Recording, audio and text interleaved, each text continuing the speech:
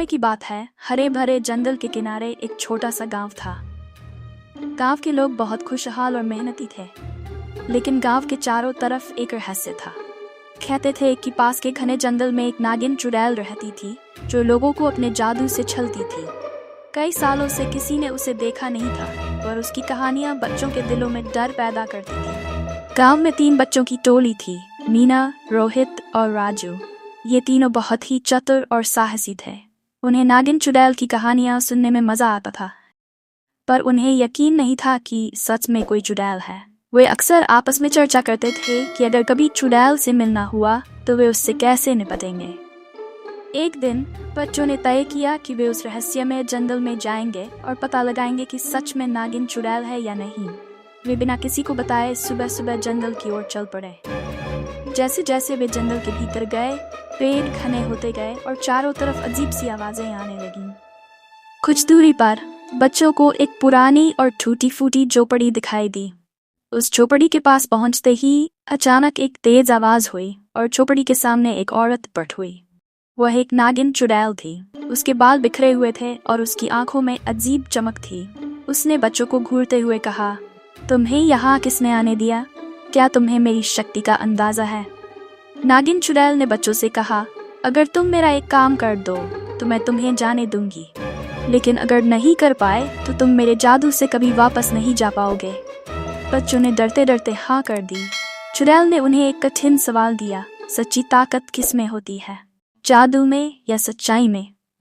मीना ने तुरंत कहा, सच्ची ताकत सच्चाई में होती है, क्योंकि जादू तो क्षणिक होता है, पर सच्चाई हमेशा कायम रहती है। रोहित और राजू ने उसकी बात का समर्थन किया। नागिन चुड़ैल ने बच्चों की समझदारी पर हैरान होते हुए कहा, तुमने सही जवाब दिया है, लेकिन मैं तुम्हें इतनी आसानी से नहीं जाने दूंगी। मैं तुम्हारी बहादुरी को परखूंगी। चुड़ैल ने बच्चों को एक दूसरा कार्य दिया। उसने कहा, मेरे जादुई जंगल में कई जानवर हैं जिन्हें मैंने अपने जादू से पत्थर बना दिया है। अगर तुम उनमें से एक को छुड़ा सको तो मैं तुम्हें मुक्त कर दूंगी। बच्चों ने हिम्मत नहीं हारी।